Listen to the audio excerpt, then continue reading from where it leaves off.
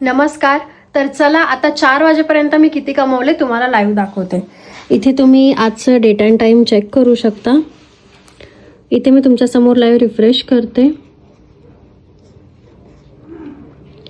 इथे तुम्ही माझं नाव बघू शकता आणि हे बघा टुडेज 22,000 झालेत. आज मी परत 9 ते 10 तास ट्रॅव्हल करणार आहे, पण तरी ट्रॅव्हल करताना सुद्धा माझं काम थांबणार नाही. कारण मी अशी एक डिजिटल स्किल शिकले आहे ज्यामुळे माझ्याकडे जर माझा फोन असला, इंटरनेट असलं तरी सुद्धा मी काम करू शकते. आता एक प्रॅक्टिकल विचार करा.